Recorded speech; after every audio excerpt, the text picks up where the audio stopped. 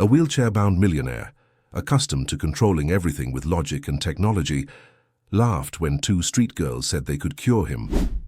Even so, touched by something he couldn't explain, he decided to adopt them and make room for the improbable. One night he heard the twins whispering strange words as they held his feet, and something extraordinary happened. If this story interested you, don't forget to subscribe to our channel and tell us what city you're watching us from. We'll keep going. The sleek wheelchair glided silently across the polished marble floor of William Thorne's mansion in Palo Alto. The December sun filtered through floor-to-ceiling windows, casting long shadows across the minimalist space that Forbes magazine had once described as the perfect blend of luxury and technological innovation. At 52, William had built Thornecore into one of Silicon Valley's most valuable companies, with innovations that had changed how the world interacted with technology. The Henderson Foundation Gala begins at 7. "Mr. Thorne," said Eleanor Reed, adjusting her rimless glasses as she followed her boss through the vast living room. "Your speech is scheduled for 8:15, and I've prepared notes on key donors you should approach." William barely acknowledged her words with a slight nod. Eleanor had been his executive assistant for 15 years, the only person who had stayed by his side through the meteoric rise of Thornecore. She managed his life with meticulous precision, anticipating his needs before he could articulate them. "Have Dr. Lambert's reports arrived?" William asked, navigating his wheelchair toward his home office. "Yes, sir.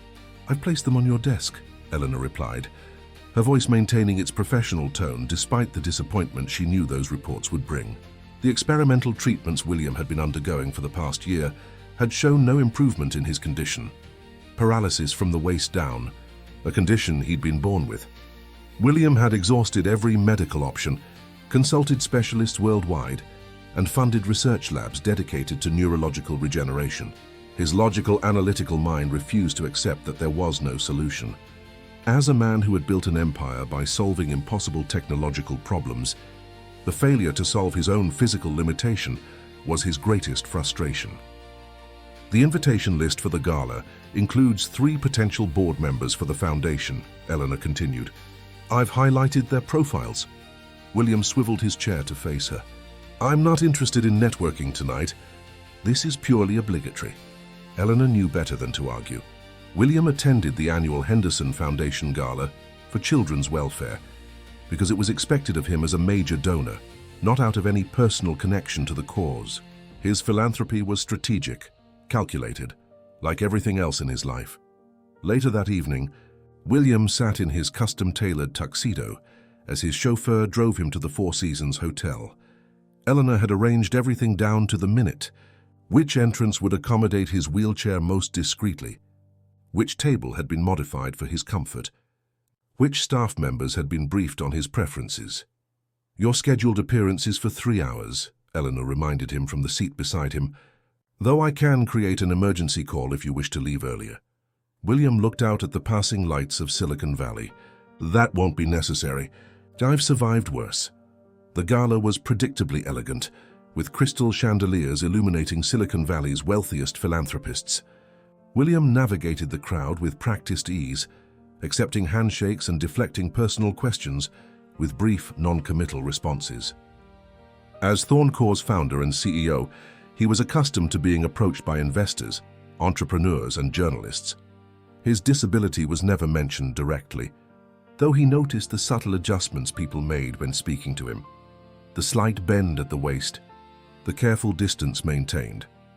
He had just finished a tedious conversation with a venture capitalist when Olivia Carson, the Henderson Foundation's director, approached with a warm smile.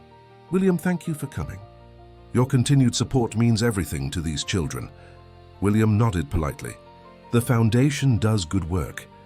There's someone I'd like you to meet," Olivia said, gesturing toward the back of the ballroom. "We have some new arrivals to our adoption program." William suppressed a sigh. He had no interest in meeting children, especially those who would stare at his wheelchair with unfiltered curiosity, or worse, pity. But before he could formulate an excuse, Olivia had already turned, expecting him to follow. In a quieter corner of the ballroom, away from the main crowd, stood a social worker named Margaret Phillips. Beside her were 2 small figures that made William pause, identical twin girls, perhaps 6 years old, with copper-colored hair falling in identical waves around serious faces. They wore matching blue dresses that seemed slightly too large for their thin frames. "This is Mr. Thorne," Margaret said to the girls. "He helps support the foundation that's been taking care of you." William expected the usual reactions: shyness, uncertainty, or the awkward questions children typically asked about his wheelchair. Instead, both girls tilted their heads at precisely the same angle and studied him with identical amber eyes that seemed too knowing for their age. "Mr. Thorne, these are Lily and Emma Spencer," Margaret continued. "They joined our program last month." William nodded briefly, preparing the polite but distant greeting he used in such situations. But before he could speak, both girls stepped forward in perfect synchronization and said in unison, "We can help you." Their voices were soft but clear, the timing so perfect it seemed rehearsed. William felt an unexpected chill at the base of his spine. "I'm sorry," Margaret said quickly. "The girls sometimes say unusual things. They've had a difficult journey." "What do you mean, help me?" William found himself asking, surprising even himself with his interest. The twins exchanged a glance so swift and communicative it seemed like telepathy. Then one of them, William couldn't tell which, spoke alone. "You're blocked." "Not broken?" The other continued. "Your legs remember how to walk. They just forgot how to listen." Margaret placed protective hands on the girl's shoulders. "I apologize, Mr. Thorne. The girls lived with their mother until about 3 months ago. She had unconventional beliefs about healing." "They're remarkably articulate for their age," William observed, his analytical mind already processing this unusual encounter. "Yes," Margaret agreed with a hint of unease. "They're quite advanced cognitively, though their social adjustment has been challenging. They've been in 3 foster homes already.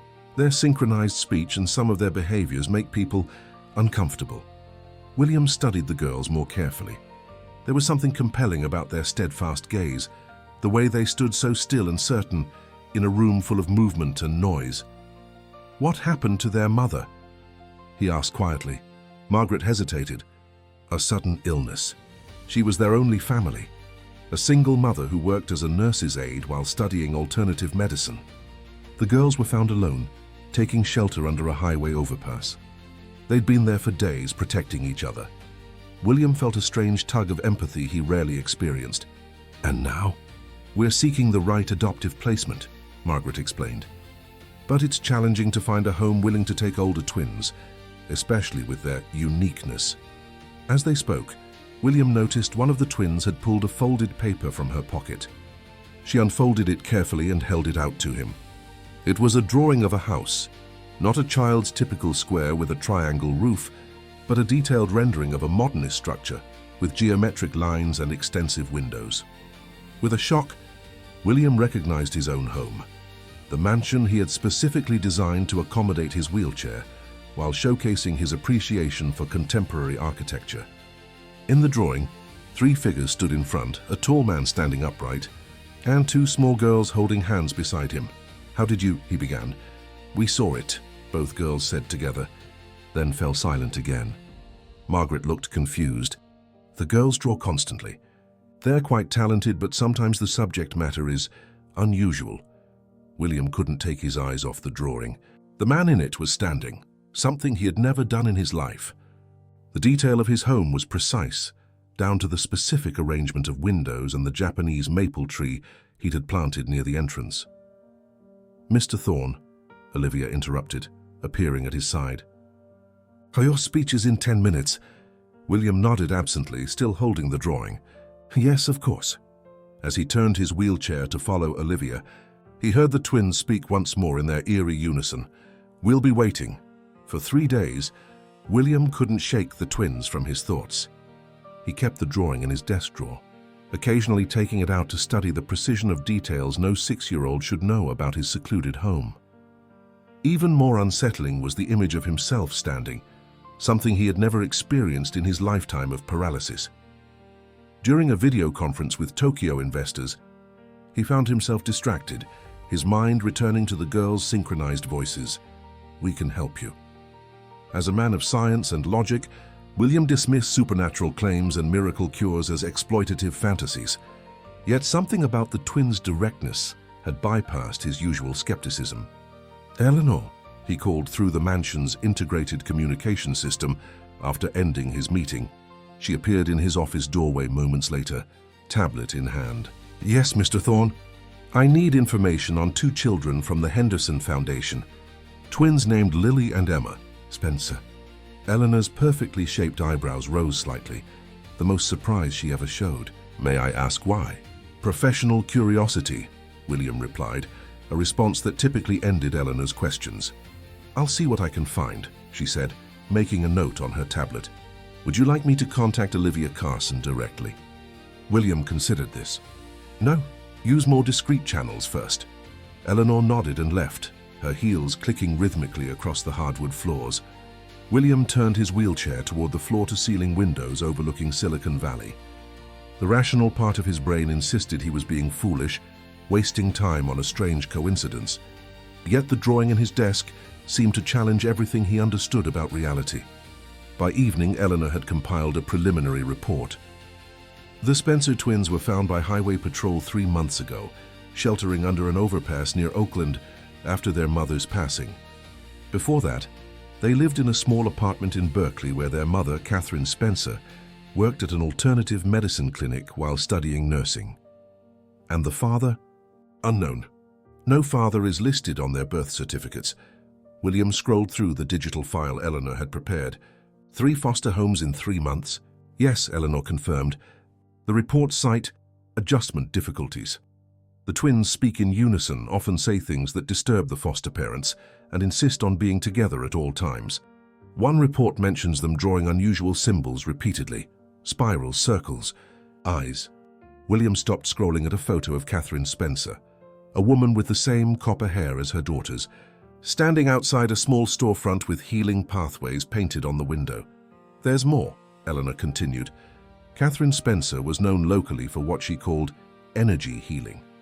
Several clients claimed remarkable recoveries after her treatments, though nothing medically verified. She kept detailed journals about her work, which are now in the twins' possession. William's logical mind began formulating hypotheses. Perhaps the girls had seen his house in a magazine or online. Perhaps they'd overheard adults discussing his condition. There would be a rational explanation for everything, there always was. "I want to meet them again," he said suddenly. Eleanor's composure slipped. The twins, why? Arrange a meeting. Through proper channels, of course. A supervised visit. Eleanor studied him with the careful attention she'd developed over 15 years. "William," she said, using his first name, something she did only in rare moments of personal concern. "What's this about?" He met her gaze directly. "I'm not sure yet, but I intend to find out."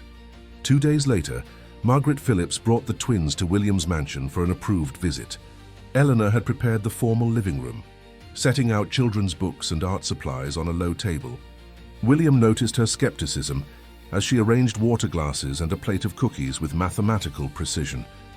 When the doorbell rang, Eleanor moved to answer it, but William gestured for her to stay. "I'll greet them," he said, maneuvering his wheelchair toward the entrance.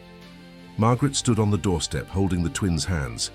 They wore identical yellow dresses today, their copper hair braided identically down their backs. When they saw William, their serious expressions didn't change, but something in their amber eyes seemed to brighten. "Mr. Thorne, thank you for inviting us," Margaret said. "It's unusual, but the Foundation appreciates your interest in our children. Please, come in," William replied, backing his wheelchair to make space in the doorway. The twins stepped inside and immediately looked up at the high ceiling, then exchanged a glance that seemed to contain an entire conversation. "Your house is quiet on the outside, but loud inside." "One of them, Emma," William thought had said. "The walls remember arguments," Lily continued. Margaret laughed nervously. "The girls have vivid imaginations." William led them to the living room, where Eleanor waited with a professional smile. "This is Ms. Reed, my executive assistant," he introduced. "Hello," Eleanor said, her voice warm but reserved. The twins studied her with the same unsettling intensity they'd directed at William during their first meeting. "You're the guardian," they said together. Eleanor's smile faltered. "I manage Mr. Thorne's schedule." "No," Emma said. "You guard his heart." An uncomfortable silence followed until Margaret intervened. "Girls, Why don't you show Mr. Thorne some of your drawings? I brought your sketchbooks." As the twins settled at the low table and opened their identical sketchbooks, William wheeled closer. The pages revealed intricate patterns, spirals within spirals, concentric circles divided by straight lines, pairs of eyes connected by thread-like lines. "What are these?" William asked. "Energy maps," Lily answered simply. "Our mother taught us how to see them," Emma added. "See what?" William pressed. "The currents," they replied in unison. Then Emma pointed to William's legs. "Yours are blocked here and here." Her finger traced invisible lines from his lower spine to his feet. Margaret intervened. "Mr. Thorne, I should mention that the girls often repeat things their mother taught them about energy healing. It was her belief system." William nodded, but his attention remained on the twins.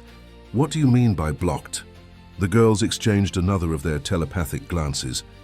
Lily stood and walked to William's wheelchair. Before Margaret could stop her, she placed a small hand on William's knee, a part of his body that had never felt touch. "May I?" she asked. Intrigued despite himself, William nodded. The child closed her eyes, her face taking on a concentration that seemed beyond her years. After a moment, she opened her eyes and looked directly into William's. "The path is still there," she said simply. "Just sleeping." Emma joined her sister. "Our mother helped a man like you." He walked again. Margaret stood quickly. "Girls, that's enough. Remember what we discussed about respecting boundaries." But William raised a hand. "It's all right. I'm interested in what they have to say." Eleanor, who had been silently observing, stepped forward.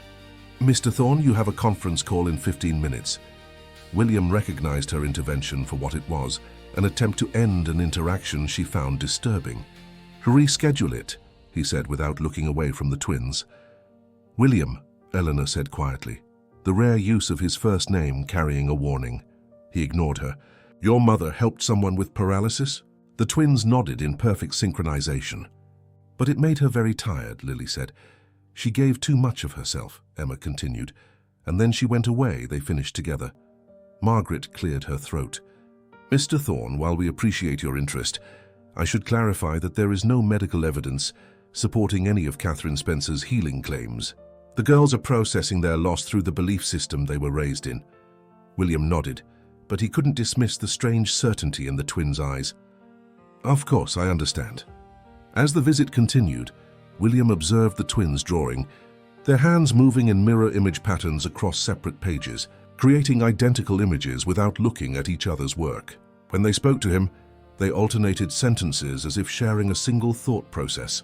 When they moved around his home, they noticed details most adults would miss, running their fingers over a nearly invisible seam in the custom-designed wall panels, pausing at doorways that led to rooms William rarely entered. "This room is sad," they said outside his master bedroom. "You sleep but don't rest." Eleanor, who had remained watchful throughout the visit, exchanged a glance with William. He had suffered from insomnia for years, a private struggle known only to her and his doctor. As the scheduled hour came to an end, Margaret began gathering the twins' belongings. "Thank you for your hospitality, Mr. Thorne. The girls have enjoyed their visit." William found himself reluctant to see them leave. "Mr. Phillips, would it be possible to arrange another visit, perhaps with a longer time frame?" Margaret appeared surprised. "That's unusual but not impossible. May I ask what your interest is?" William formulated a plausible explanation. "The Henderson Foundation's work interests me. I'm considering increasing my involvement, perhaps with a specific focus on children with unique needs." Eleanor's slight intake of breath was audible only to William, who knew she recognized the lie. In 15 years, he had never expressed interest in directly engaging with the Foundation's beneficiaries. "I'll speak with the director," Margaret promised. "She'll be pleased to hear of your interest." As they prepared to leave, Emma approached William once more. "We can come back," she said softly. "We can help," Lily added. "If you want us to," they finished together. William found himself nodding. "Yes," he said, "I think I would like that." Within 2 weeks, William had arranged temporary guardianship of the Spencer twins. The decision shocked Silicon Valley's inner circles, though the public announcement cited only his commitment to children's welfare and the Henderson Foundation's mission. Behind closed doors, Eleanor had questioned his judgment with the directness only she was permitted. "You've never shown interest in children, William. Now you're bringing two into your home? Children with documented behavioral issues?" William had no logical explanation that would satisfy her. "Consider it a new venture," he'd said finally.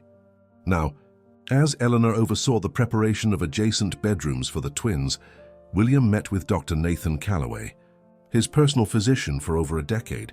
"You wanted to discuss your condition?" Dr. Calloway asked, opening his laptop in William's home office. "Yes, I'd like a comprehensive reevaluation," William replied. "Every test, every scan," Dr. Calloway frowned. "We completed a full assessment just 3 months ago. There were no changes, William. The congenital neural pathway disruption remains consistent with previous findings." "Humor me," William insisted, "and I'd like to explore any new research, experimental or otherwise." "This isn't like you," Dr. Calloway observed. "You've always been pragmatic about your condition. Has something changed?" William considered mentioning the twins, their strange comments about his blockage, but held back. Nathan was a man of strict scientific principles who would dismiss their observations as childish fantasy. "Just covering all bases," William replied. "Schedule the tests for next week." After the doctor left, William wheeled himself through the east wing where the children's rooms were being prepared. Eleanor was directing household staff with her usual efficiency, overseeing the delivery of child-sized furniture and appropriate books. William noted that despite her reservations, she had researched and selected items specifically suited for 6-year-old girls. "The rooms look good," William commented. Eleanor turned, her expression carefully neutral. "I've arranged for a child psychologist to visit tomorrow. Given the girl's history, professional support seems advisable." "Thank you," William said, recognizing her concern as legitimate. "And what about you, Eleanor? How do you feel about this arrangement?" She paused, considering her words carefully as she always did. "I'm concerned about your motivations, William. These children have experienced significant trauma. If your interest is merely experimental, they could be hurt." Her insight was uncomfortable but accurate. William hadn't fully examined his own reasons for bringing the twins into his home. Was it their strange synchronicity that fascinated him? Their claims about his condition? Or perhaps something deeper? A connection he couldn't rationalize? "I'll be careful," he promised. "See that you are," Eleanor replied, her tone softening slightly. "Children aren't technology. They can't be debugged or reprogrammed." The twins arrived the following afternoon, their possessions fitting into 2 small, identical backpacks. Margaret Phillips accompanied them, along with Olivia Carson from the Henderson Foundation. "This is highly unusual," Olivia reminded William as they signed the temporary guardianship papers in his study. "Normally there would be months of home studies and preparation." "I understand," William replied. "But your foundation has thoroughly vetted me as a donor for years. My resources ensure the girls will receive excellent care." "Resources aren't everything, Mr. Thorne," Olivia said carefully. "These particular children need stability and understanding." "They'll have both," William assured her. When the paperwork was complete, Margaret knelt before the twins. "Remember what we discussed? This is a temporary stay with Mr. Thorne. Be respectful and follow Ms. Reed's instructions." The girls nodded simultaneously but said nothing. Their silence, William had learned, could be as unsettling as their synchronized speech. After Margaret and Olivia departed, an awkward moment followed as William, Eleanor, and the twins regarded each other in the vast foyer of the mansion. "Would you like to see your rooms?" Eleanor finally asked. The twins looked at each other, then at William. "Yes, please," they answered together. Eleanor led them upstairs, using the elevator installed beside the grand staircase for William's use. The girls' rooms were adjacent, decorated identically with blue walls, white furniture, and built-in bookshelves. A connecting door allowed movement between them. "Do you like them?" William asked, watching their expressions carefully. The twins walked the perimeter of one room, touching the walls, looking out the windows at the garden below. "They're very blue," Lily observed. "Like the sky before rain," Emma added. "Is that good?" Eleanor asked. The twins shrugged simultaneously. "We've never had separate rooms," Lily explained. "We always share," Emma continued. William exchanged a glance with Eleanor. "You can keep the connecting door open," he offered. "Or you can share one room if you prefer." The twins considered this. having one of their silent conversations through eye contact. Separate is okay, Lily decided. As long as we're close, Emma finished. That evening, dinner was a quiet affair. The twins ate methodically, taking identical bites, drinking water at the same time. William found himself fascinated by their mirrored movements, while Eleanor maintained polite conversation, asking about their preferences and establishing a routine. "Do you have any questions about living here?" William asked as dessert was served. The twins looked at him with their unsettling amber gaze. "When do we start?" they asked in unison. "Start what?" Eleanor inquired. "Helping," Emma clarified, glancing at William's legs. Eleanor's expression tightened. "Mr. Thorne has excellent doctors and therapists," she said firmly. "He doesn't need—" "Eleanor," William interrupted gently. "It's all right." He turned to the twins. "I'm curious about what you think you can do. Perhaps you could explain it to me." The twins set down their spoons in perfect synchronization. "Our mother taught us about energy pathways," Lily began. "When they're blocked, people get sick," Emma continued. "Or parts of them sleep," Lily added. "Like your legs," they concluded together. Eleanor was visibly uncomfortable, but William leaned forward, intrigued. "And you believe you can unblock these pathways?" The twins nodded. "Our mother could do it," Emma said. "She showed us how," Lily added. "But it made her very tired," they said together, their expressions solemn. William considered their words carefully. As a rational man, he didn't believe in energy healing or spiritual cures, yet something about the twins' certainty gave him pause. What if there was something to their claims, some undiscovered biological mechanism that their mother had stumbled upon through trial and error? "Perhaps we could try," he said finally. "Under supervision, of course." "William," Eleanor interjected, her tone warning. "As an experiment," William clarified, meeting her concerned gaze. "Nothing invasive or harmful."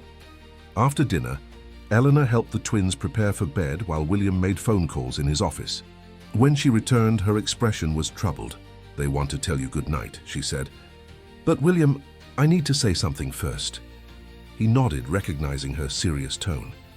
"These girls believe something their mother taught them, something without scientific basis. If you encourage this belief only to dismiss it later, you'll damage them. They've already lost everything familiar. Don't give them false hope or use them for—" "Whatever this is," William considered her words. Eleanor rarely spoke so directly, and never without reason. "I understand your concern," he said finally, "but what if there's something to their claims? Some physiological response we don't understand yet." "Then let Dr. Calloway study it properly," Eleanor insisted. "Don't experiment on traumatized children." William nodded slowly. "You're right. I'll be careful."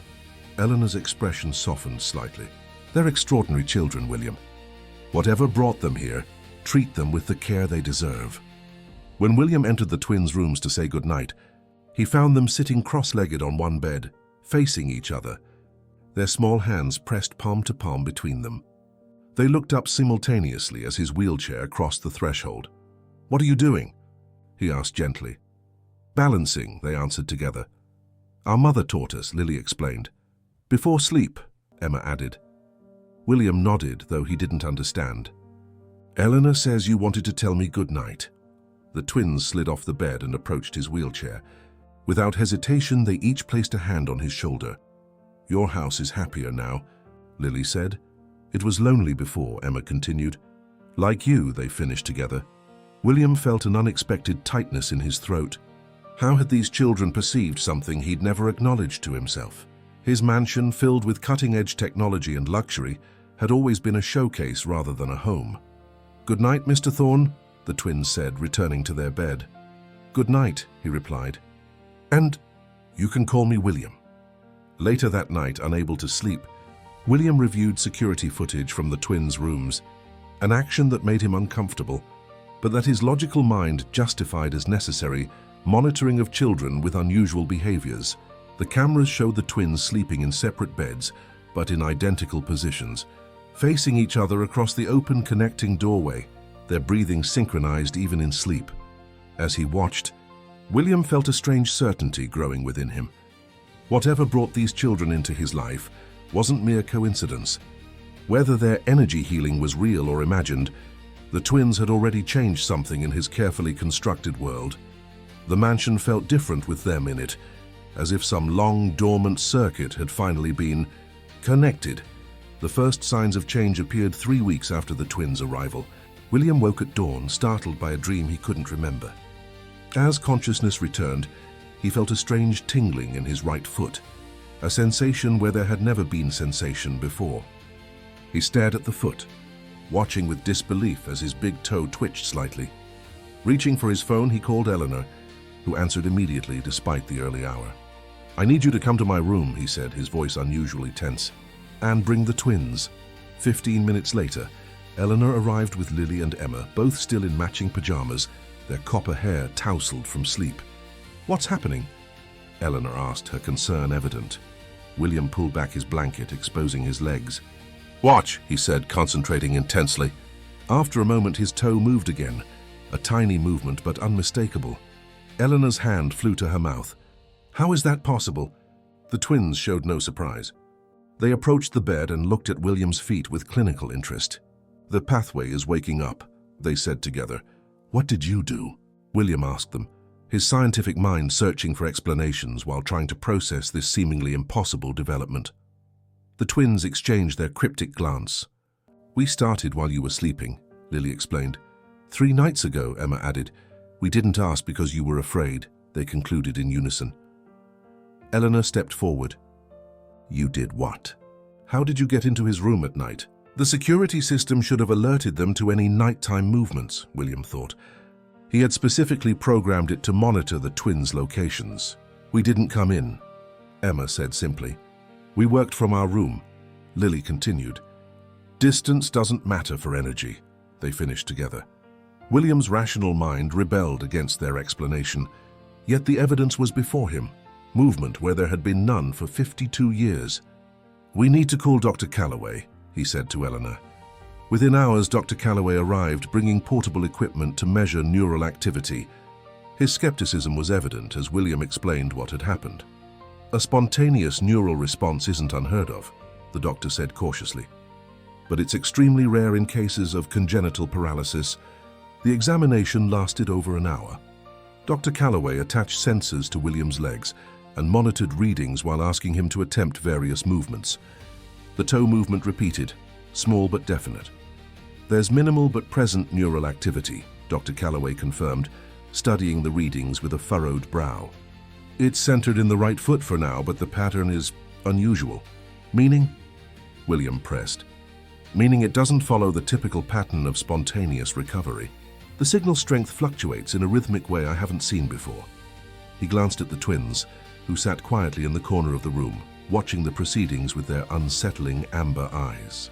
"You mentioned they claim to have influenced this?" William nodded. "They say they've been working on my energy pathways while I sleep." Dr. Calloway's expression made his opinion of this explanation clear. "William, you know as well as I do that there's no scientific basis for energy healing. What we're seeing is likely a spontaneous neural regeneration, possibly triggered by recent changes in your routine or environment." "I want to try something," William said. "Girls, would you come here, please?" The twins approached the bed where William sat with sensors still attached to his legs. "Can you show Dr. Calloway what you do?" William asked them. They looked at each other, then at the doctor, clearly assessing his skepticism. "We need to touch," Lily said finally. "Both feet," Emma added. Dr. Calloway sighed but nodded. "I'll continue monitoring the readings." The twins positioned themselves on either side of William's legs and placed their small hands on his feet, Lily on the right, Emma on the left. They closed their eyes, their expressions shifting to a concentration that seemed beyond their years. William felt it immediately, a warmth spreading from their touch, a tingling that intensified until it bordered on discomfort. Dr. Calloway's eyes widened as he watched the monitor. "Neural activity is increasing," he said, his voice betraying his surprise. "Not just in the right foot now, but the left as well." After several minutes, the twins removed their hands simultaneously. "That's enough for today," they said together. "The pathways need time to remember," Lily explained. "Too fast is dangerous," Emma added. Dr. Calloway stared at the readings, then at the twins. "This is unprecedented," "Can you explain it?" Eleanor asked, speaking for the first time since the examination began. The doctor shook his head slowly. "Scientifically? No, the neural pathways William was born without seem to be regenerating somehow. But that should be physiologically impossible." After Dr. Calloway left, promising to return with more sophisticated equipment, William remained in his bedroom with Eleanor and the twins. "You knew this would happen," he said to the girls. It wasn't a question. They nodded together. "We saw it," Emma said. "In our drawing," Lily added. "But will it continue?" William asked. "Will I actually be able to walk?" The twins exchanged their silent communication. "Yes," they answered finally. "But it will take time." "And energy," they added after a pause, their expressions growing serious. Eleanor, who had been silently processing everything, finally spoke. "What do you mean by energy?" The twins looked at her with their penetrating gaze. "Energy comes from somewhere," Emma explained. "It has to be given," Lily continued. "When our mother helped the man walk again, she gave too much," they said together, their voices dropping. She got very tired. Then she went away. William understood the implication immediately. "You're saying your mother became ill after healing someone?" The twins nodded solemnly. "And you think the same could happen to you?" Eleanor asked, her concern evident. "We're careful," Emma assured them. "We share the work," Lily added. "But yes, it takes from us," they concluded together. William felt a cold weight settle in his stomach. The movement in his toes suddenly seemed less miraculous and more troubling. "Then we stop," he said firmly. "I won't risk your health." The twins shook their heads in perfect synchronization. "We want to help," they insisted. "It's why we came to you," Emma said. "We saw you in our dreams before we met," Lily explained. "Mother said we would find someone important to help," they finished together. Eleanor stepped forward. "Girls, William is right. If this, whatever it is, could harm you, it needs to stop immediately." The twins looked at each other, then back at the adults. "We know how to be safe," they said. "Our mother taught us the limits." "But she exceeded those limits herself," William pointed out. A shadow passed over the twins' identical faces. "She was alone," Emma said softly. "We have each other," Lily added. "And now we have you," they concluded. Their amber eyes fixed on William with an intensity that made him uncomfortable. The next few days brought more developments. William could now consciously move both big toes, and sensation had spread to his ankles. Dr. Calloway visited daily, bringing colleagues who specialized in neurology and rehabilitation. Tests confirmed what seemed impossible.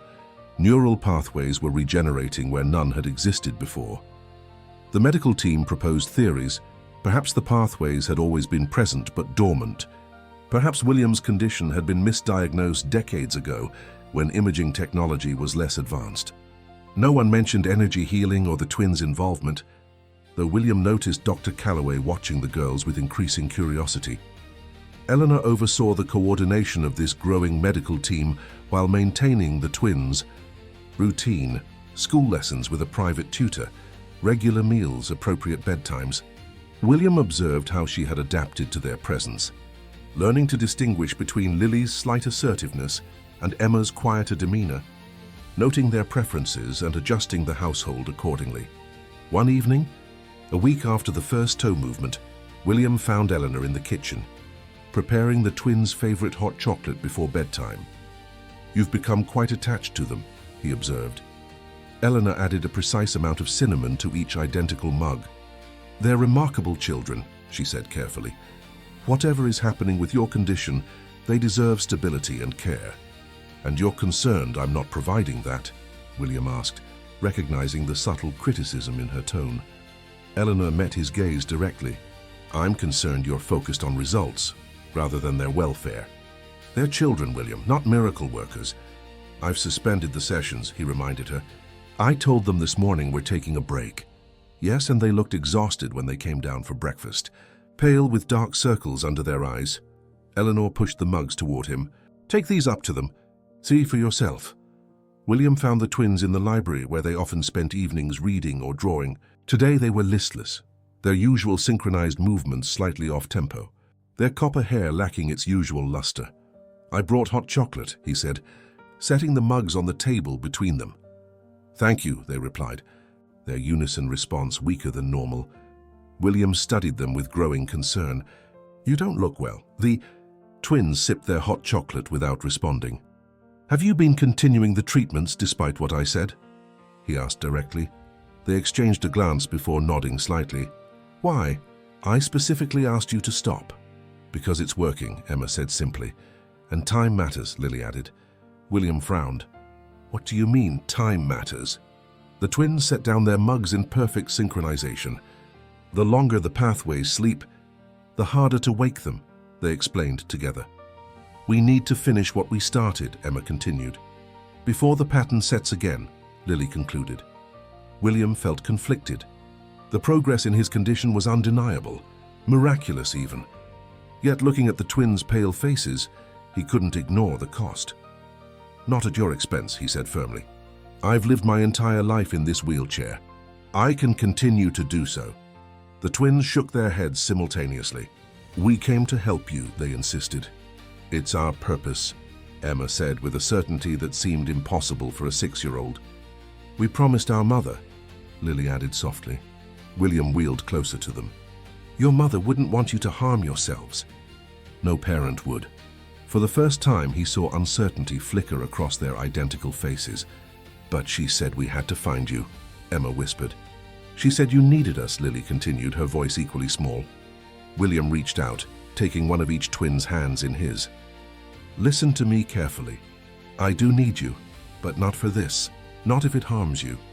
The twins looked at him with their strange amber eyes, and for a moment, William thought he saw something shift in their expression, a childlike vulnerability breaking through their usual certainty.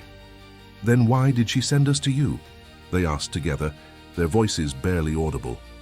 William had no answer, but as he looked at their tired faces, he made a decision. "No more treatments. That's final. Your health is more important than my mobility." He expected resistance, but instead, the twins simply nodded, a weariness beyond their years evident in their slumped shoulders. "Now finish your hot chocolate and get some rest," he said gently. "Eleanor says you have a math lesson tomorrow." As he wheeled himself out of the library, William heard their synchronized voices behind him. It's too late to stop now. Despite William's instructions, the progress continued. Within 2 weeks, he could move both feet at the ankles, and sensation had spread to his knees. The medical team expanded to include specialists from across the country, all eager to document what they were calling a spontaneous neural regeneration. None of their theories adequately explained the phenomenon, especially the accelerated timeline. Meanwhile, the twins grew paler and more lethargic. They maintained their synchronicity, but moved more slowly as if conserving energy. Their tutor reported decreased concentration during lessons. Their appetite diminished. Eleanor implemented a high-calorie diet and enforced afternoon rests, but the decline continued. One morning, as William reviewed medical reports in his office, Eleanor entered without knocking, something she never did. "This has to stop," she said, her professional composure cracking. Emma fainted during breakfast. Lily collapsed seconds later. William set down his tablet immediately. "Where are they now?" "In their beds. Dr. Calloway is examining them." Without waiting for more, William wheeled himself rapidly to the elevator. When he reached the twins' rooms, he found Dr. Calloway checking Lily's pulse, while Emma lay in the adjacent bed, a pulse oximeter on her finger. "What happened?" William demanded. Dr. Calloway looked up, his expression grave. Both girls show signs of extreme fatigue. Heart rate slightly elevated, blood pressure low. No fever, but their energy levels are concerningly depleted. "Is it anemia?" "Infection?" William pressed. The doctor shook his head. "Blood work from last week was normal. This doesn't fit any standard pediatric presentation I'm familiar with." William moved closer to Emma's bed. Her eyes were open but unfocused, her normally vibrant copper hair limp against the pillow. "Emma," he said softly, "can you hear me?" She turned toward his voice. "We're not stopping," she whispered. In the next bed, Lily spoke without turning her head. "Almost there. The pathways are almost complete," they finished together, their synchronized speech now barely audible. Dr. Calloway frowned. "What are they talking about?" William exchanged a glance with Eleanor, who stood in the doorway. "Doctor, I need to speak with you privately." In William's office, he explained everything. The twins' claims about energy healing, their mother's teachings, the nighttime sessions that had apparently continued despite his prohibition. Dr. Calloway listened with growing disbelief. You're suggesting these children are somehow transferring their life energy to regenerate your neural pathways? William, you're a rational man. You built your fortune on technological innovation and scientific advancement. Surely you can't believe this. I don't know what to believe anymore, William admitted. But look at the evidence. My condition is improving rapidly while they deteriorate. The correlation is undeniable. Correlation isn't causation, Dr. Calloway countered automatically. There could be multiple factors at play. Perhaps the girls have an undiagnosed condition that coincidentally manifested now. Then explain how they knew exactly where the neural regeneration would begin. Explain how they predicted the progression pattern before your tests confirmed it. The doctor ran a hand through his graying hair. I can't. But that doesn't mean we should embrace pseudoscience. These girls need proper medical care, not encouragement of magical thinking. I agree about the care, William said firmly. Whatever is happening, their health is paramount. I want them hospitalized if necessary. I'll make arrangements at Stanford Children's, Dr. Calloway agreed. We'll run comprehensive tests. After the doctor left, William returned to the twins' rooms. Eleanor sat between their beds, reading quietly while they slept. She looked up as his wheelchair approached. They're finally resting, she said softly. William studied the girls' identical faces, pale against their pillows. I never wanted this, he said. I never asked them to harm themselves. Perhaps not explicitly, Eleanor replied, her tone gentle but direct. But you welcomed their claims. You allowed this to continue, even knowing the potential cost. I tried to stop them. Did you? Eleanor challenged. Or did you give token resistance while secretly hoping for more progress? The question hit uncomfortably close to the truth. William had been fascinated by the twins' abilities and elated by his improving condition. Had he unconsciously encouraged them despite the risks? We need to end this conclusively, he said after a moment. Whatever they're doing, whatever connection they've established, it needs to be severed. Eleanor nodded. How?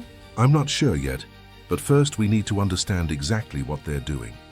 That evening, after the twins had been stabilized with IV fluids and a mild sedative prescribed by Dr. Calloway, William wheeled himself into their room and positioned himself between their beds. I know you can hear me, he said quietly. I need you to explain exactly what you're doing and how to stop it permanently. For several minutes there was no response. Then slowly, both girls opened their eyes, turning to face him with synchronized movements. We're finishing what we started, they said together, their voices weak but determined. At what cost? William pressed. Look at yourselves. You're making yourselves ill. It's temporary, Emma whispered.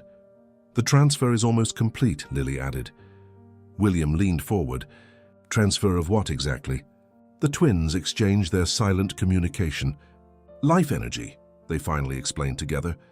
The spark that makes things grow and move. And you're giving me yours?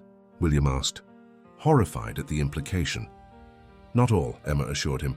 Just enough to wake your pathways, Lily continued. But your mother gave too much and became ill, William reminded them. You told me that yourself. A shadow passed over their identical faces. She was alone, Emma repeated their earlier explanation. We share the burden, Lily added. But it's still too much for children, William insisted. This has to stop now. Tell me how. The twins were silent for a long moment, their amber eyes studying him with an intensity that belied their weakened state. We can't stop, they finally said together. The connection is made. There must be a way, William insisted. Only completion or failure, Emma said softly. If we stop now, the pathways collapse, Lily explained, and our energy is wasted, they concluded in unison. William felt a cold weight settling in his stomach. What happens when it's complete? You walk, they answered simply. And you? He pressed. The twins exchanged another glance. We recover, Emma said. Mostly, Lily added, her voice barely audible. The qualification sent a chill through William. What does mostly mean? Some energy never returns, they explained together. Here's the price. William shook his head firmly. No, I won't accept that. If this continues, I'm having you sedated and moved to a hospital where they can monitor you constantly." For the first time, fear flickered across the twins' identical faces. "No hospitals," they said quickly. "Too many people," Emma explained. "Too much interference," Lily added. "The connection could break badly," they warned together. "Then tell me how to break it safely," William demanded. The twins were silent again, their amber eyes locked in their private communication. Finally, they spoke. "There is a way," Emma began. "But it requires a dream state," Lily continued. "All three connected," they finished together. William frowned. "Connected how?" "We need to be together," Emma explained. "Touching," Lily clarified. "During deep sleep," they concluded. William considered this. "And then what happens?" "We enter the dream space," they said together, "where pathways can be seen. What we connected, we can disconnect," Emma added. "But you'll remain as you are now," Lily warned. "No more progress."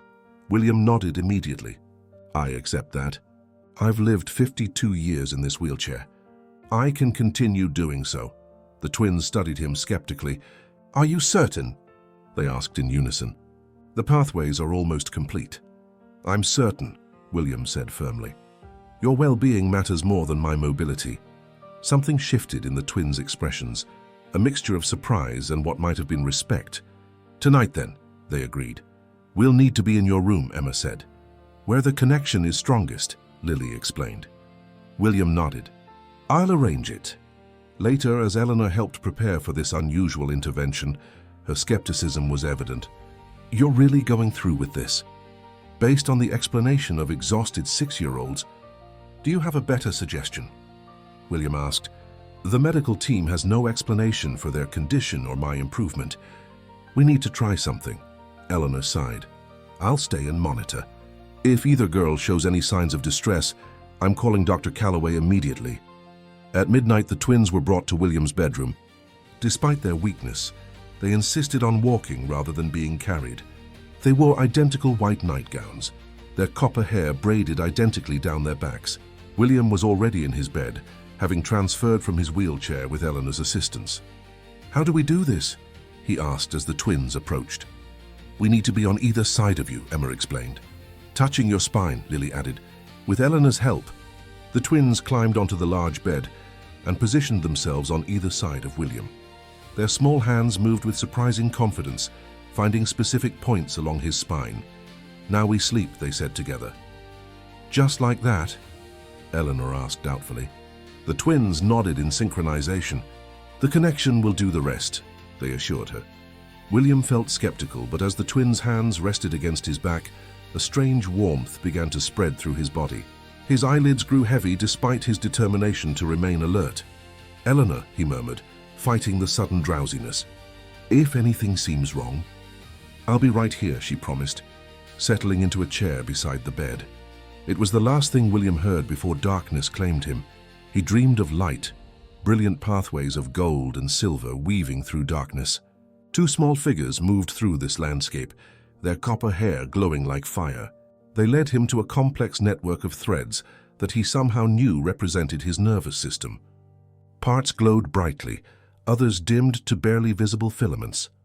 "This is you," the twins' voices echoed in the dream space. "See where we've awakened the pathways."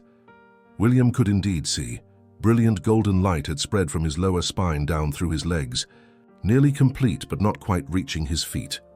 "And this," they continued, directing his attention to two smaller networks of light, "is us." He saw with horror that their lights were dimmed, with golden threads stretching from their networks to his, pulsing with energy that flowed one way only, from them to him. "We need to disconnect these threads," they explained, their dream voices stronger than their physical ones had been, but carefully. As William watched, the twins began a complex process of untangling and severing the golden connections. Each cut sent a shock through his dream body, a painful jolt that made the newly brightened pathways in his legs flicker. "Will this damage me?" he asked in the dream. "No," they assured him, "but what was given cannot be returned. The progress will stop." "I understand," William replied. "Just don't harm yourselves further." The twins continued their work, methodically disconnecting the threads that bound them to William.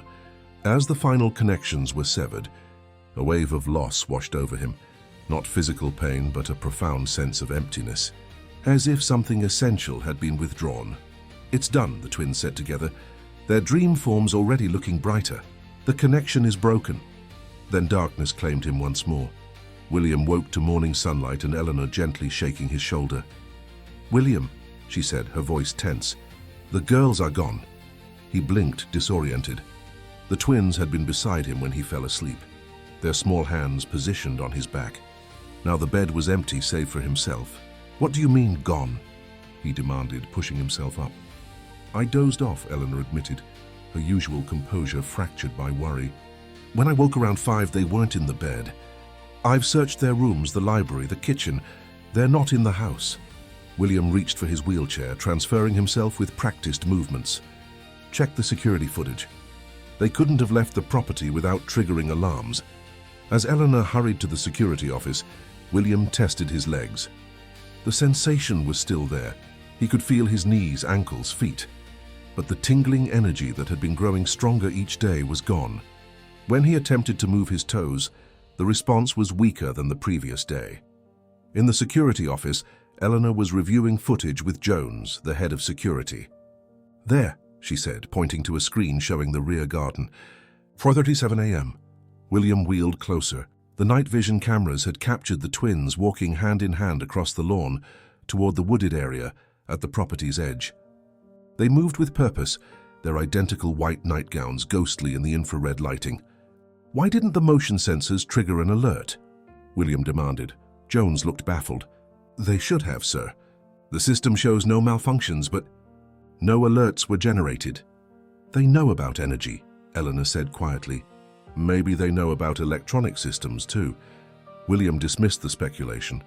"Send the security team to search the woods immediately, and call Dr. Calloway. The girls are in no condition to be wandering around outside." Within 30 minutes, the property's grounds were being systematically searched by security personnel. Dr. Calloway arrived, bringing medical supplies in case the twins were found in a weakened state. Margaret Phillips was notified, arriving with a grim expression and unspoken accusation in her eyes. "How could this happen?" she demanded. "These children were placed in your care, Mr. Thorne.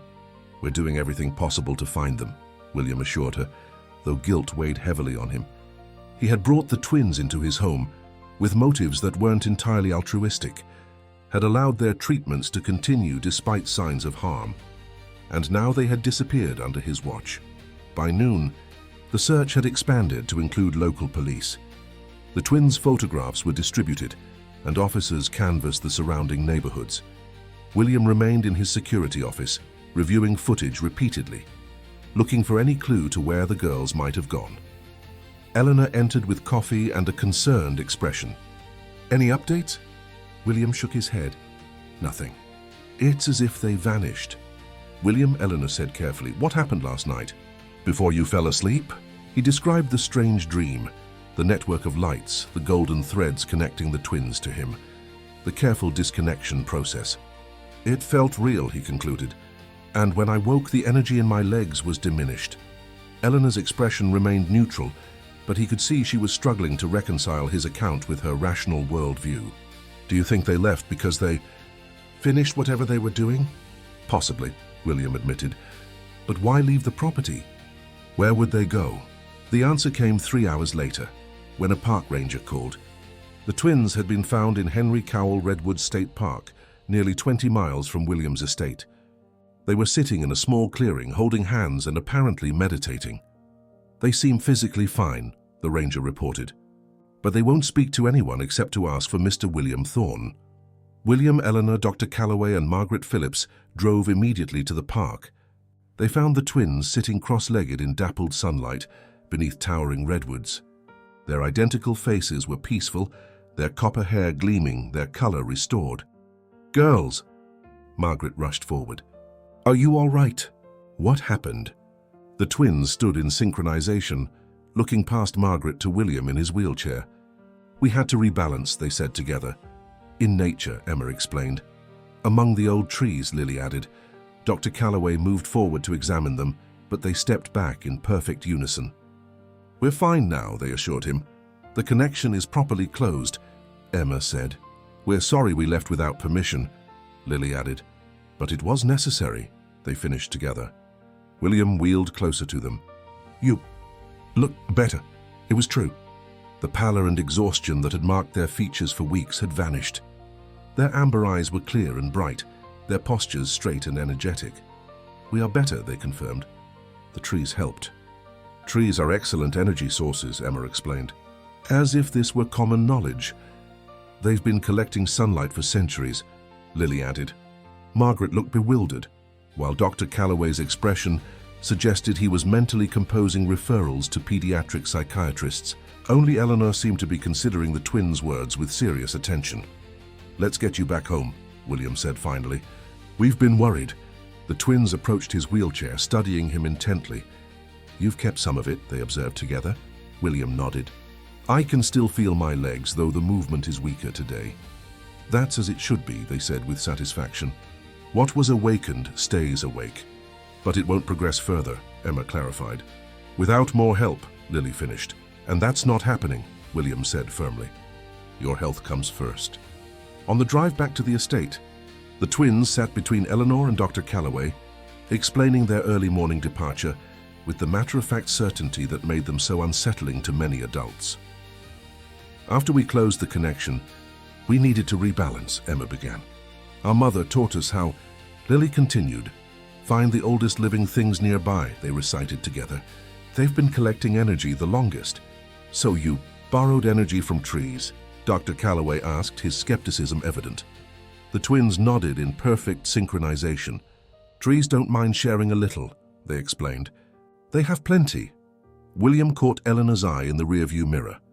Her expression suggested she was cataloging this information rather than dismissing it, a response he found surprisingly comforting. If rational, practical Eleanor could keep an open mind, perhaps he wasn't losing his grip on reality. Back at the mansion, Margaret insisted on a full medical examination for the twins. Dr. Calloway complied, performing basic tests while promising more comprehensive evaluation later. To everyone's surprise, the girls' vital signs were perfect. Heart rate, blood pressure, temperature all normal. The lethargy and weakness had completely vanished. "I can't explain it," Dr. Calloway admitted privately to William. "Medically, their recovery makes no sense. Children don't bounce back from severe fatigue this quickly." "Unless their explanation is correct," William suggested. The doctor's expression hardened. "William, I've respected you for years as a rational, scientific mind. Don't tell me you're embracing mysticism because of two precocious children with active imaginations." "I'm considering all possibilities," William replied, as any good scientist should. That evening, after Margaret left with reluctant assurances that she wouldn't immediately report the incident to family services, William called the twins and Eleanor to his study.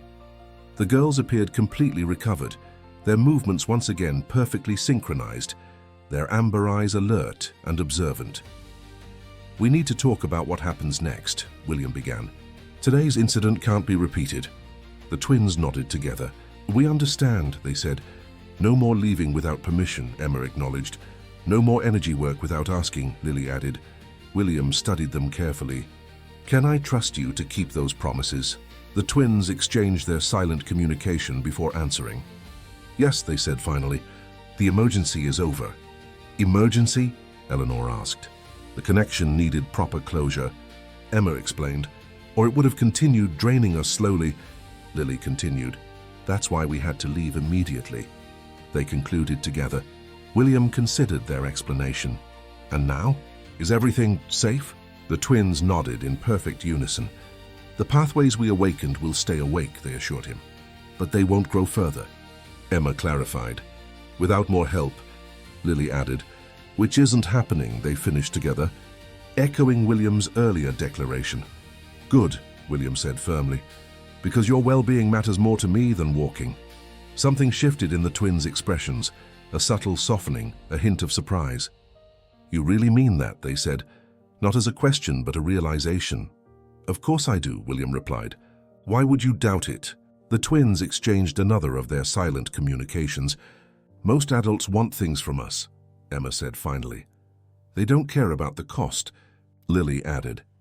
Our mother was the only one who protected us, they concluded together, a shadow passing over their identical faces. William felt a pang of guilt.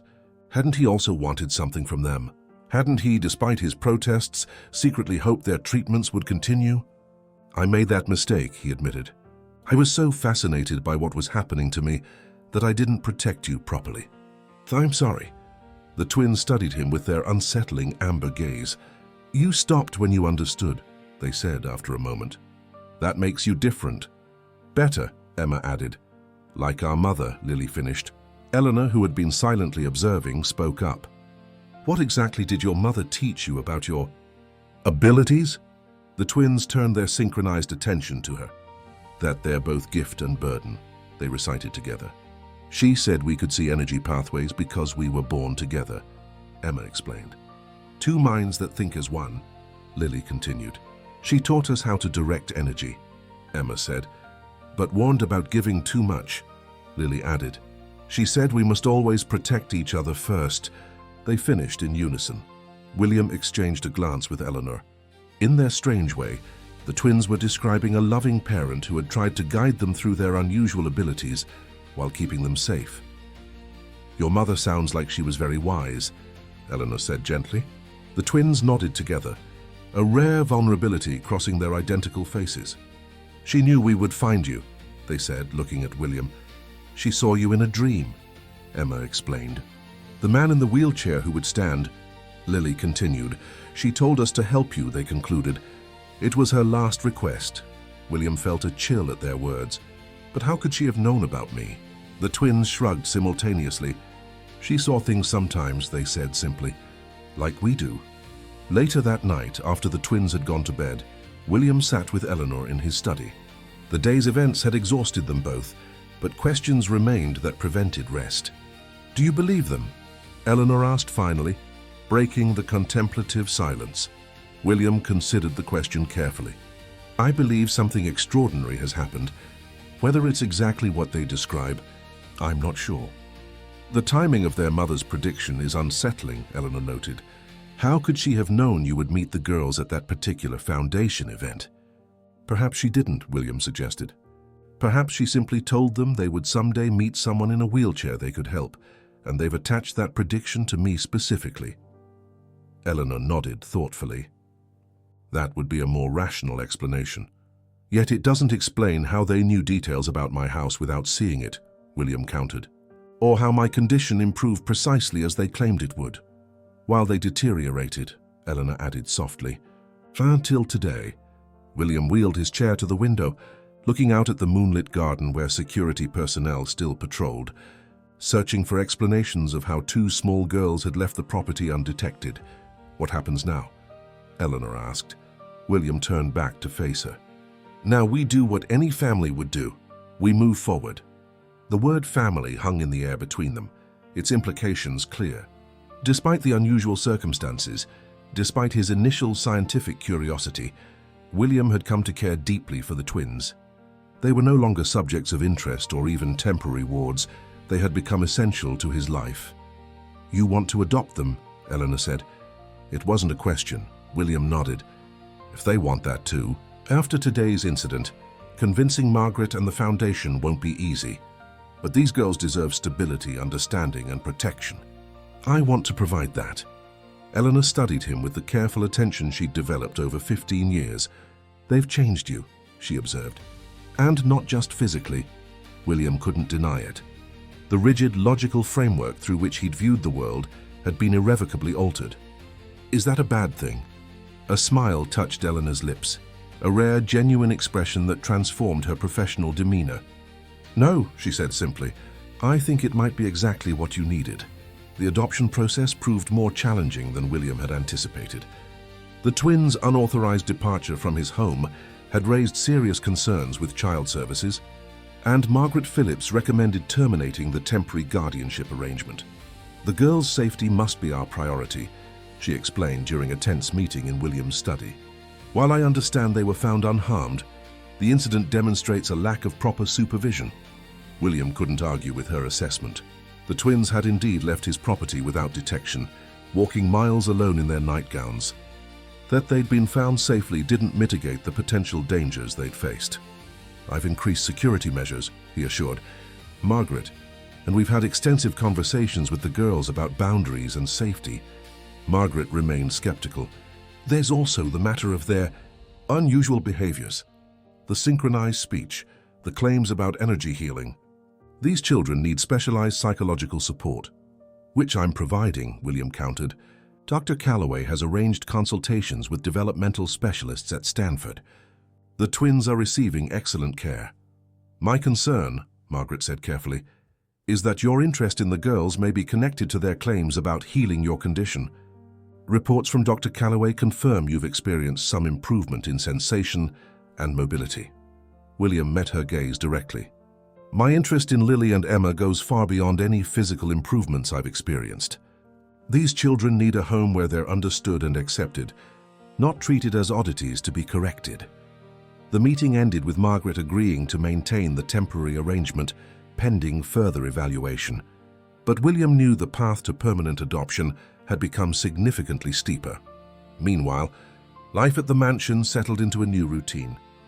The twins attended sessions with Dr. Melissa Chen, a child psychologist specializing in trauma and exceptional cognitive development. To everyone's surprise, Dr. Chen found the girls to be remarkably well-adjusted despite their unusual behaviors. Their synchronized speech and movements appear to be a twin-specific adaptation rather than a psychological disorder, she reported after several sessions. And while their beliefs about energy healing are unconventional, they're not delusional in the clinical sense. They function well socially when given appropriate support. William's physical condition stabilized. The sensation in his legs remained, and he could move his feet and ankles with limited control. But the progress had indeed stopped as the twins predicted. Dr. Calloway's team continued to monitor and document his condition, publishing preliminary findings that drew attention from neurological researchers worldwide. They're calling it Thorne phenomenon in medical circles, Dr. Calloway informed him during a checkup. The spontaneous neural regeneration is unprecedented in cases of congenital paralysis. William nodded, accepting the explanation while knowing it was incomplete. The medical establishment would never acknowledge the twins' role in his improvement, nor should they, perhaps. Some truths existed outside the realm of scientific documentation. The most significant change, however, was within the household itself. The twins continued to speak and move in unnerving synchronization.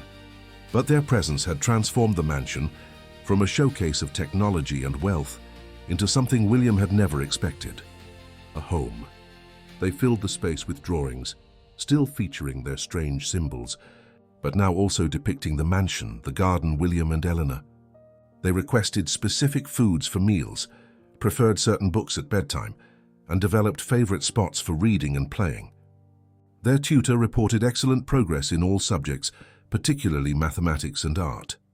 Eleanor, despite her initial reservations, had become their steadfast advocate. She adjusted her responsibilities to include overseeing the twins' education and activities, coordinating with specialists, and documenting their progress for the pending adoption case. William often found her in the library with the girls, reading stories or helping with homework, her usual professional reserve softened by genuine affection. One evening, as William reviewed adoption paperwork in his study, an anonymous email arrived in his secure personal account. The subject line read simply, "Regarding Catherine Spencer's daughters." William hesitated before opening it. The sender's address was unfamiliar, the timing suspicious given the ongoing adoption proceedings. Finally, curiosity overcame caution. "Mr. Thorne," the message began, "you don't know me, but I worked with Catherine Spencer at Healing Pathways in Berkeley. I've heard through mutual connections that you've taken in her daughters. There are things you should know about Catherine and the twins that won't be in any official records. If you're serious about protecting these children, we should meet.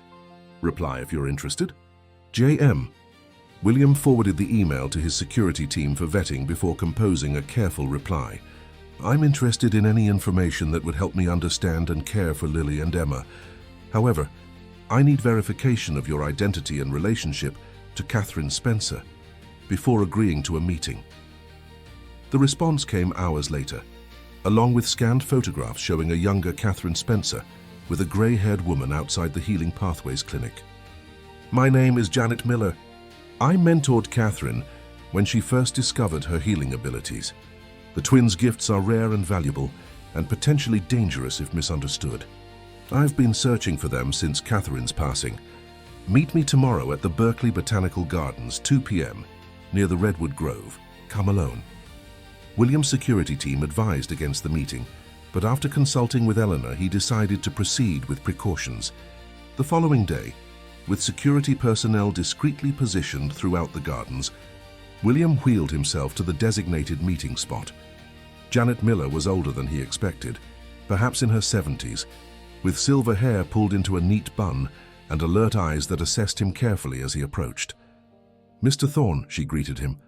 "Thank you for coming." "You said you have information about the twins," William replied, dispensing with pleasantries.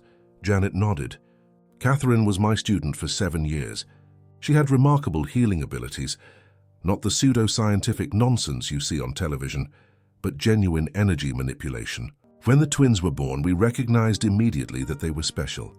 "Special how?" William asked, though he already knew. "Twin healers are extremely rare," Janet explained. "Their synchronized neural patterns create a unique energy field that amplifies their abilities exponentially. Catherine dedicated her life to training them safely, teaching them to protect themselves while helping others." William studied the elderly woman carefully. "If you were so involved in their lives, why didn't you come forward when Catherine died?" "The girls were alone for days before authorities found them."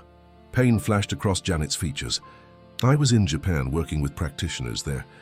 By the time I returned and learned what had happened, the twins had entered the system. I've been searching ever since, but bureaucracy moves slowly." "What do you want from me?" William asked directly. "I want to ensure the girls are with someone who understands what they are," Janet replied. "Someone who won't exploit their abilities or treat them as freaks. From what I've heard, you've experienced their healing firsthand." William neither confirmed nor denied this. "My only interest is in providing Lily and Emma with a stable, loving home." Janet's gaze was penetrating. "Is it? You're a wealthy, powerful man accustomed to solving problems with money and technology. These children offered you something all your resources couldn't buy. Are you certain your motives are entirely selfless?" The question echoed Eleanor's earlier concerns, touching a vulnerability William rarely acknowledged. "My motives when I first met them were complicated," he admitted. "But they've changed me, and not just physically." Janet seemed to assess the truth of his words before continuing. "The twins have only begun to manifest their abilities. As they grow, their power will increase. They'll need guidance from someone who understands." "Someone like you?" William suggested. "Ideally, yes," Janet confirmed. "I propose a compromise. Allow me to visit regularly to help train the girls. In return, I'll support your adoption petition with testimony about Catherine's wishes for her daughters." William considered the offer. Having Janet's support could significantly strengthen his case, especially given the concerns raised after the twins' unauthorized departure. Yet something about her proposal felt off, a hint of agenda beneath the reasonable exterior. "The twins haven't mentioned you," he noted. "If you were so important in their lives, wouldn't they have asked about you?" Janet's expression tightened slightly. "Catherine and I had differences of opinion in the last year before her passing. She may have limited my contact with the girls." "What kind of differences?" William pressed. "Professional disagreements about how their abilities should be developed," Janet replied, her tone cooling. "Catherine became overprotective, refusing reasonable training opportunities." The phrase "training opportunities" triggered William's suspicion. "You wanted to use their abilities more actively." Catherine refused. Janet's silence confirmed his assessment. "The girls mentioned their mother helped someone walk again like me," William continued. "They said it weakened her significantly." "Was that your idea?" Janet's composure slipped further. "Their abilities are gifts meant to be used. Catherine was limiting their potential out of fear. Yes, there are energy costs to healing, but with proper management, the risks are minimal." "The twins said their mother's illness followed that healing," William noted. "That she gave too much of herself." "A dramatic oversimplification," Janet dismissed. "Catherine had underlying health issues. The healing may have exacerbated them, but it wasn't the cause." William had heard enough. Thank you for meeting me, Miss Miller. I'll consider your offer.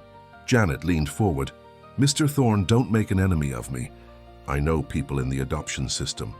One word about your experimentation with the twins' abilities could end your petition immediately. Are you threatening me? William asked quietly. I'm suggesting a mutually beneficial arrangement, Janet corrected.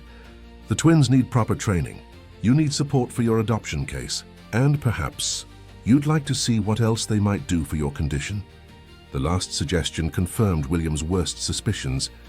The twins will receive all the support they need, he said firmly, but not from someone who sees them as tools to be used rather than children to be protected. Janet's expression hardened. You've made a mistake today, Mr. Thorne. Those children are wasted under your care. As William wheeled away, he activated the recording device in his wheelchair. Preserving Janet's threat for potential legal use, the encounter had been unsettling, but also illuminating. Catherine Spencer hadn't simply been teaching her daughters about energy healing. She'd been protecting them from those who would exploit their abilities. When William returned to the mansion, he found Eleanor and the twins in the garden, planting sunflowers in a newly prepared bed. The girls moved in perfect synchronization, patting soil around the seedlings while reciting care instructions in their unified voice. They need both sun and water, Emma was saying, but not too much of either, Lily continued. Balance is important. They finished together. William watched them for a moment, struck by the normalcy of the scene despite its subtle strangeness. When they noticed his presence, both girls looked up simultaneously, their amber eyes assessing him with uncanny perception. You met someone who knew our mother, they said. Head wasn't a question. William nodded, no longer surprised by their intuition. Yes, a woman named Janet Miller. The twins exchanged their silent communication. She taught our mother, Emma acknowledged. But they argued, Lily added. About us, they concluded together. Did you like meeting her? Eleanor asked, brushing soil from her hands. William considered his answer carefully. It was informative, but I don't think we'll be seeing her again. Relief flickered across the twins' identical faces. Good, they said together. She wanted too much. That evening, William had his legal team begin preparing documentation of Janet Miller's implied threats, creating contingency plans in case she attempted to interfere with the adoption process. He also initiated a more thorough investigation into Catherine Spencer's final months, seeking to understand exactly what had happened to the twins' mother. 2 weeks later, as the adoption hearing approached, Dr. Calloway arrived for William's regular evaluation with unexpected news. We've identified a genetic component to your condition, he announced, displaying scans on his tablet. A rare mutation affecting neural signal transmission. It's not a complete explanation for your improvement, but it suggests your paralysis wasn't as irreversible as previously thought. William studied the images with interest. Meaning? Meaning the neural pathways were intact but dormant, Dr. Calloway explained. Something, possibly the experimental treatments, possibly stress factors, possibly even psychological elements, triggered their reactivation. It's still remarkable, but it gives us a scientific framework. William thought of the twins' words from months ago. You're blocked, not broken. They had known somehow what medical science was only now discovering. This mutation, William asked, is it treatable? Dr. Calloway nodded cautiously. Potentially. Now that we've identified it, targeted therapies could possibly extend the improvements you've experienced. It would be experimental but promising. William considered this news carefully. The possibility of further recovery without risking the twins' well-being was tempting. Yet he found himself less excited than he would have expected months ago. His perspective had shifted. Walking was no longer his primary goal. I'll consider it, he told Dr. Calloway, but first, we have an adoption hearing to prepare for. The day of the hearing arrived with tense anticipation. William had secured the best family law attorney in California, prepared comprehensive documentation of the twins' progress under his care, and gathered expert testimonials from Dr. Chen and other specialists. Yet uncertainty remained, especially after Janet Miller filed a last-minute objection, claiming a pre-existing relationship with the children that granted her standing in the case. In the courthouse hallway, William waited with Eleanor and the twins, who wore identical blue dresses with white collars. They showed no outward anxiety, their expressions serene as they sat perfectly still on either side of William's wheelchair. "Are you nervous?" he asked them quietly. They turned to him with synchronized movements. "No," they answered together. "You're our family now," Emma said simply. "The judge will see that," Lily added with certainty. When they entered the courtroom, William was surprised to see Judge Sandra Martinez presiding, a jurist known for her skepticism toward wealth-influencing adoption proceedings. As the hearing began, she made her position clear. "Mr. Thorne, while your resources are impressive, this court's primary concern is the children's welfare. Your temporary guardianship has included one serious incident where the children left your property unsupervised. Why should I believe you can provide appropriate care?" William's attorney began a carefully prepared response, but William interrupted, addressing the judge directly. "Your Honor, if I may speak personally?" Judge Martinez nodded, her expression stern but attentive. "When Lily and Emma first came into my life, I was a different person," William began. "I measured success by wealth, technological innovation, and control. These children have taught me what truly matters: connection, understanding, and putting others' needs before my own." The judge's expression remained neutral. "Many prospective parents make eloquent speeches, Mr. Thorne. I understand your skepticism," William acknowledged. "So let me be concrete. I've established a trust for the twins' education and health care that operates independently from my personal assets.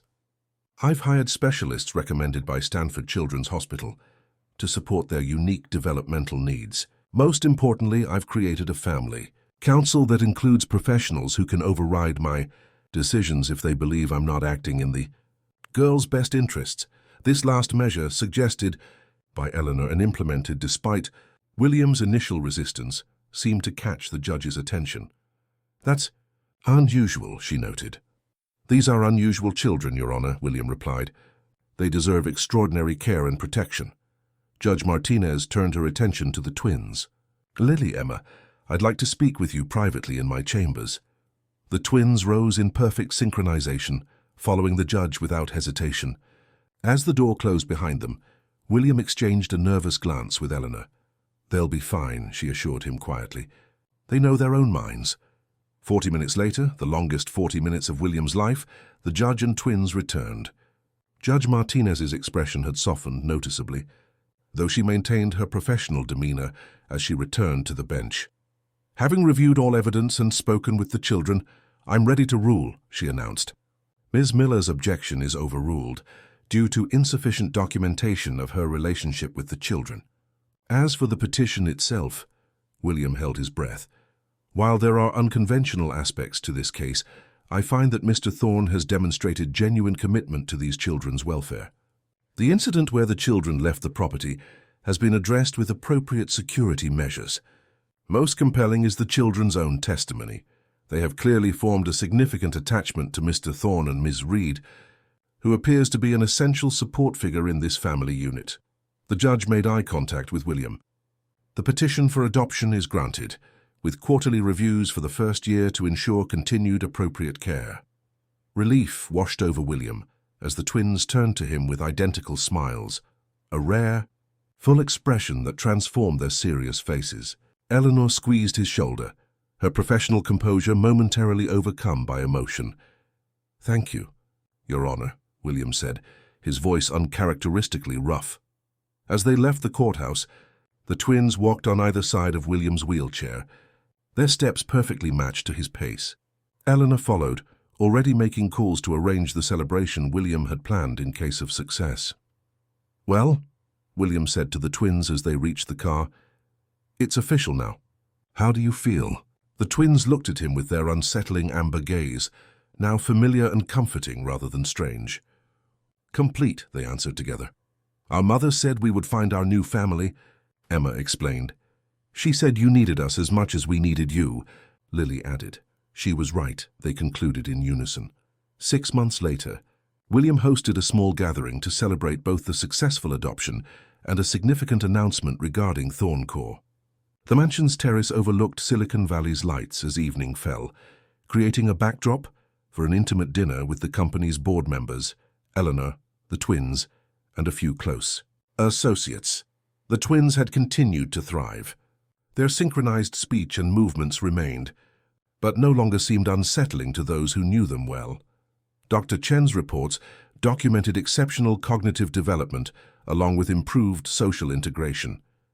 They still drew their strange symbols, still spoke of energy pathways. But these behaviors were now understood as part of who they were, rather than problems to be solved.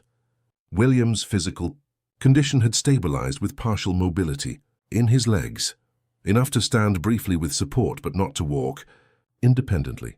Dr. Calloway's team had developed a treatment protocol based on their genetic findings, with promising preliminary results, but William had chosen to proceed cautiously, prioritizing time with the twins over intensive medical interventions. As dinner concluded, William tapped his glass for attention. "Thank you all for coming tonight. I have an important announcement regarding Thorncore's future." The board members leaned forward attentively. As founder and CEO, William rarely made unexpected announcements. Effective next month, I will be stepping down as CEO to focus on my family and the Thorn Foundation's new initiatives, supporting children with exceptional abilities. He gestured to Eleanor. "Ms. Reed has agreed to serve as interim CEO, while the board conducts a formal search for my replacement." Surprise rippled through the gathering. Eleanor, who had been briefed privately, maintained her professional composure, despite the significant promotion. The board members exchanged concerned glances. William had been the driving force behind Thorncore's innovation and growth. "This isn't a decision I've made lightly," William continued, "but recent experiences have shifted my priorities. I'll remain on the board and continue to advise on strategic direction, but my daily focus will be elsewhere." After fielding questions and reassuring key stakeholders, William found himself alone on the terrace with Eleanor and the twins. The girls were examining the night sky, pointing out constellations in their synchronized way. "Are you sure about this?" Eleanor asked quietly. "Thorncore has been your life's work." William watched the twins, who were now tracing matching patterns in the air as they mapped celestial objects. "It was," he agreed, "but now I have something more important." Eleanor followed his gaze. "They've changed you profoundly." "For the better," William said. "Though I'm still the same impossible boss, I imagine." A smile touched Eleanor's lips. "Less impossible lately. More human." "Is that a compliment or a criticism?" William asked lightly. "An observation," she replied, "and a welcome one." The twins approached, their movements perfectly mirrored. "We have something to show you," they announced together. From their identical dress pockets, they produced a folded paper, the drawing they had given William during their first meeting, now framed in simple wood. It still showed his mansion with 3 figures in front, him standing and the twins beside him. But they had added details: butterflies circling the figures, trees surrounding the house, and a 4th figure standing slightly apart, a woman with Eleanor's precise posture. "Our family complete," the twins said together. William studied the drawing, noting how they had captured Eleanor's reserved warmth and their own solemn expressions. But most striking was how they had drawn him, standing without support, one hand on each twin's shoulder. "It's beautiful," he said, "but I'm still using the wheelchair most of the time." The twins exchanged their cryptic glance. "For now," they said together. "The pathways are still awakening," Emma explained. "Slowly but surely," Lily added. "And we're getting stronger," they finished in unison. William felt a familiar chill. "We agreed, no more treatments. Your health comes first." The twins smiled their identical smiles. "We know the safe way now," they assured him. "Our mother showed us in a dream." Emma said. "After we became your daughters," Lily continued. "She said we can help without giving too much," they explained together. William exchanged a glance with Eleanor, who looked equally concerned. "Girls, we've discussed this. I'm content with things as they are." "We know," they acknowledged, "but healing was our gift before we met you." "It's part of who we are," Emma said. "Like our synchronized speech," Lily added. "Would you ask us to stop being ourselves?" They challenged gently. The question gave William pause. From the beginning, he had insisted that the twins be accepted as they were. Unusual behaviors, strange beliefs, and all. Could he now deny this fundamental aspect of their identity? "We're careful now," they promised. "We balance with the trees." And we have a family to protect us, Emma added. Like our mother wanted, Lily finished. Eleanor placed a hand on William's shoulder. Perhaps we should listen to what they're proposing, she suggested. With proper monitoring and boundaries. William looked at the drawing again, the family portrayed with such confidence and hope. He had learned to question his assumptions, to consider possibilities beyond his rational framework, to trust these extraordinary children who had entered his life so unexpectedly. We'll discuss it, he agreed finally. Together as a family. The twins nodded in synchronization, satisfaction evident in their amber eyes. They turned back to the night sky, once again tracing matching patterns in the air. Eleanor remained beside William's wheelchair, her presence solid and reassuring. Whatever happens, she said quietly, they've already given you something more valuable than walking. William nodded, watching the twins illuminate their invisible patterns with the flashlights from their identical phones. They've taught me to stand for what matters, he agreed, with or without the wheelchair. As the twins continued their synchronized stargazing, William felt a profound sense of completion.